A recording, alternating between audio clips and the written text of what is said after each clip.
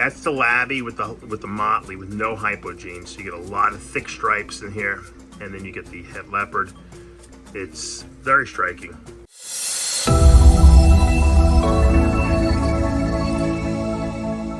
What's up, snake fans? Dave Palumbo here for Muscle Serpents Daily.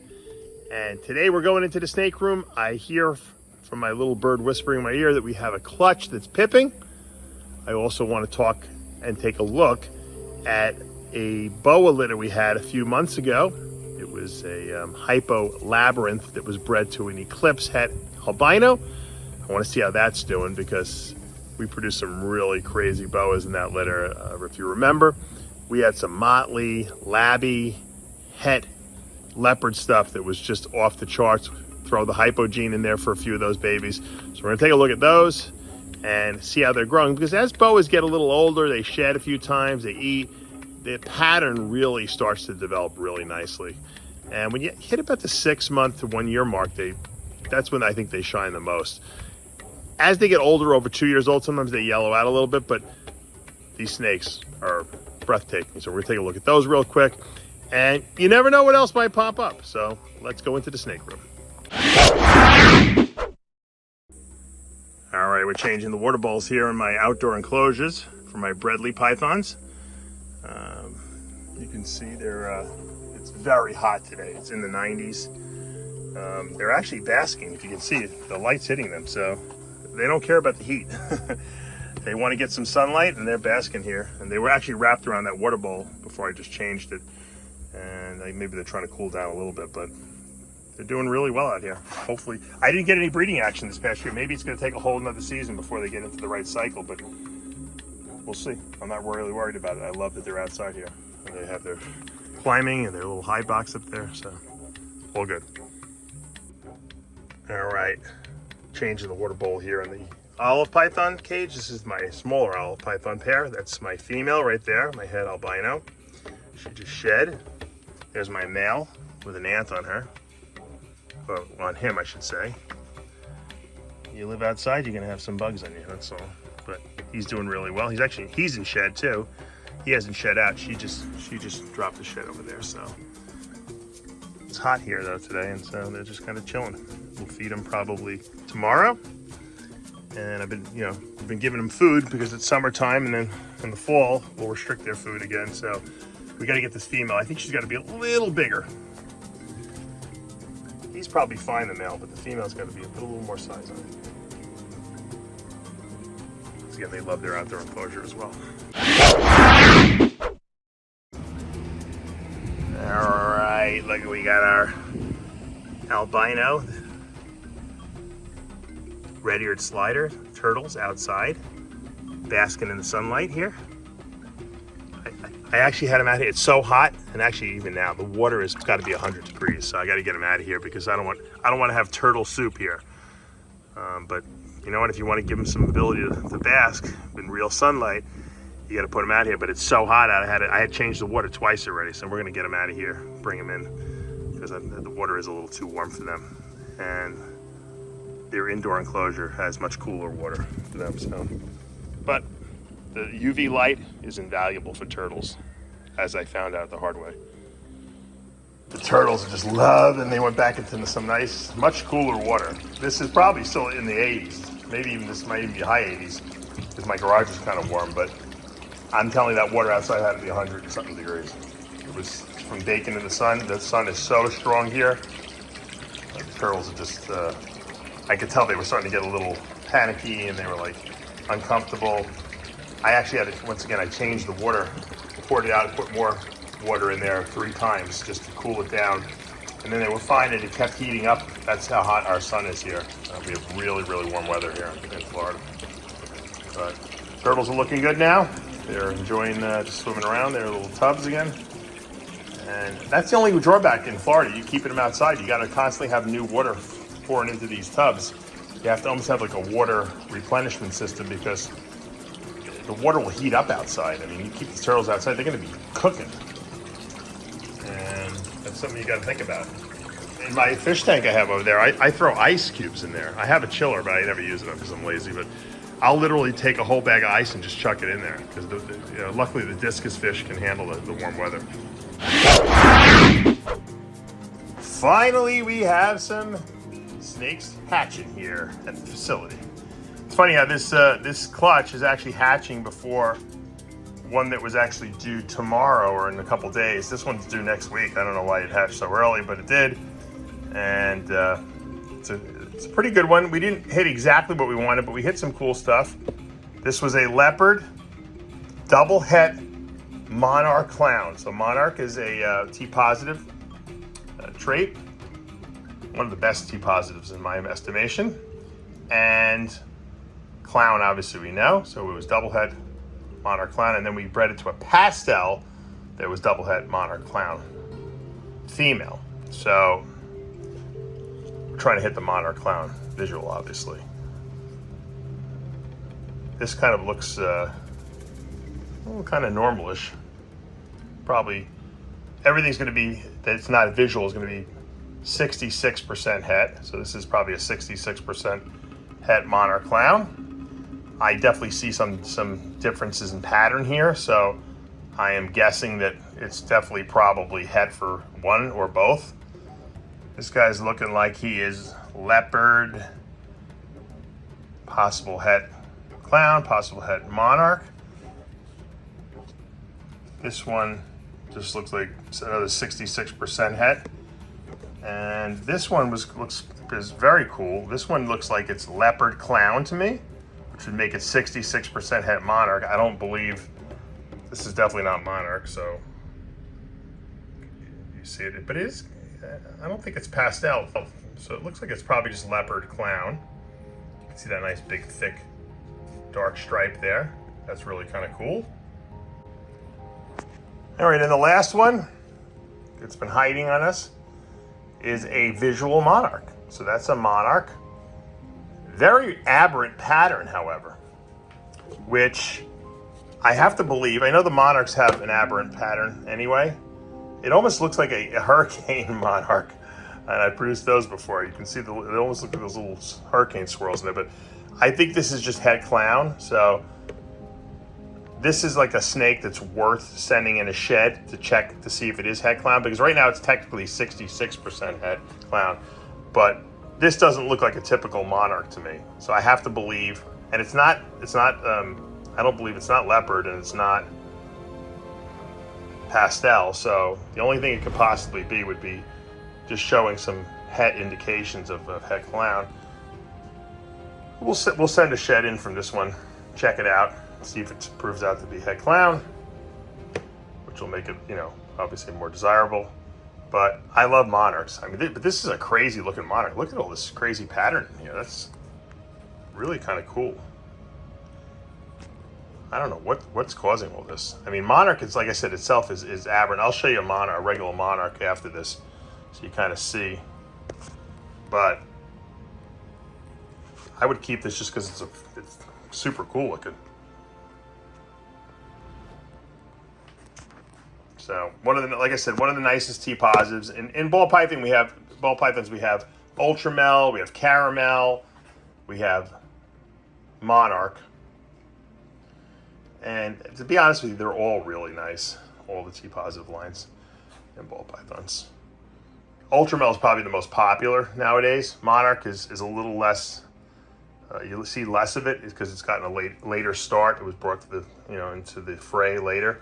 Caramel, people are afraid of it, but there are different lines. I have a really good line of Caramel, so we've produced those Caramel Ultramels, which we call Caramellos, and they're rock solid. They're beautiful. Some people do have problems with deformities in the regular Caramel albino. I don't notice it in my line that I got from Vin Russo, but once again, some lines are not as good as other lines. That's just the way it goes. So beautiful little Monarch here, and I guess you can't be too disappointed in something like this. All right, I just wanted to show you my Monarch male. This is a pure Monarch. There's nothing else in there, no other genes. And so you get an idea that baby I showed you definitely looks aberrant compared to this. Does not look like this. It looks a little like this, but definitely has a lot more pattern disruption, which you usually see in het clown stuff. Het clown, a lot of people don't realize, changes, you know, if you have one copy of the clown gene, it changes the way the pattern looks visually. And a lot of people think that het clown doesn't have a phenotypic or visual appearance, but it does.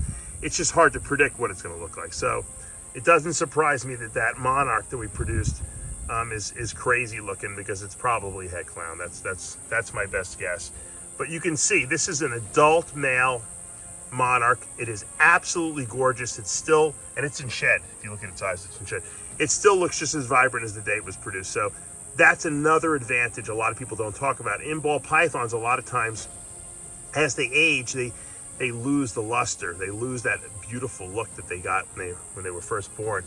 The Monarch gene, just like the ultramel and caramel, which are all T-positive albinos, they stay looking amazing. And that's why a Monarch clown is so valuable.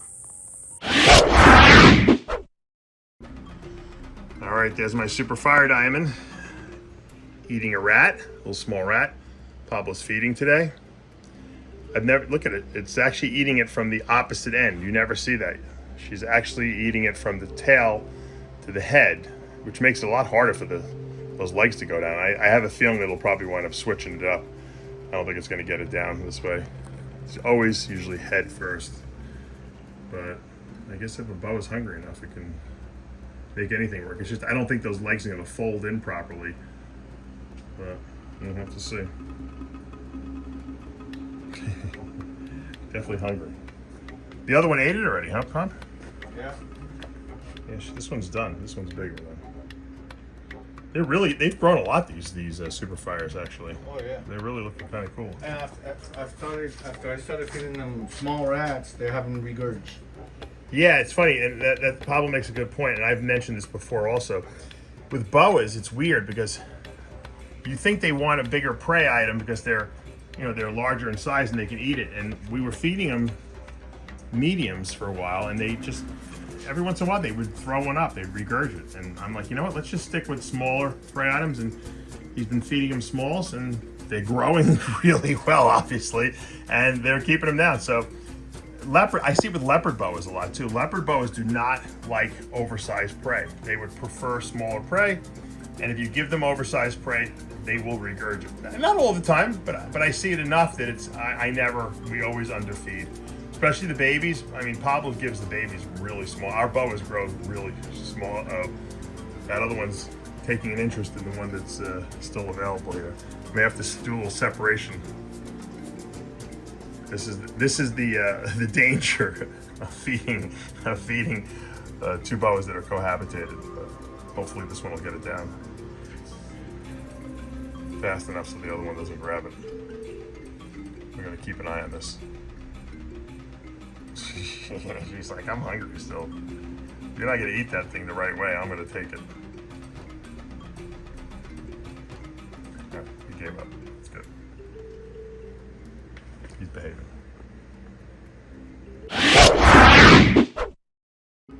All right, a little update on our Labby or HYPO Labby to Eclipse het albino litter. Here's our, what we believe to be a motley Labby, het leopard, little girl. She's doing awesome. Look at this girl. I can't get over the patterns on these things. They've gotten better since they were born, so they look really, really nice. Now Papa's feeding, so I'm like trying to stay away from their mouths because they smell rats and mice in here. So that is, I just had to show you these guys. Sometimes you know, like I said, I put them in the rack, forget about them, you feed them for a few weeks, then you go back and you look at them, you're like, wow, those things really are amazing. All right, here's another really, really nice motley. Het leopards are normally striped. This has definitely got Labby in it. No HYPO gene here. You can see how dark this is, but really kind of breathtaking, you know, really nice, striking contrast going on here. I knew the Labby gene was going to look great in het leopard, and I knew motley was going to make it look better too. because it kind of outlines it. Labby is so nice, and then to make it darker is just nicer. Sometimes when you make it too light and you add a lot of copies of the HYPO gene, it looks really nice because they get the blue eyes, but they lose a lot of the Labby pattern. Motley and Het Leopard put back more. I can only imagine what a visual leopard Labby is going to look like. All right, now this one is really, really super cool. I know Pablo really likes this one. But you can see in this one, there's HYPO genes. So the HYPO Labby, I don't believe there's Motley in here. This is probably HYPO Labby, and it's Het Leopard. And you can see how light this one is, and you can see how diffuse the pattern is. Even though it's Het Leopard and you get the more striping in there, the HYPO gene strips away a lot. But look how dark the head is, and I think that's the Het Leopard influence right there. But this guy's really light. It's amazing how all these snakes come from the same exact litter, and they're so diverse and so different. All right, look at this beauty. Motley, Labby, Het Leopard, and everything's 50% head call albino too, which is kind of cool. But look at that. I mean, that's the Labby with the Motley with no HYPO genes. So you get a lot of thick stripes in here, and then you get the Het Leopard. It's very striking. I like dark snakes that have really interesting pattern. And in boas, they're really cool looking. It's gonna be hard for me to let go of any of these snakes from this litter because they're also pretty cool.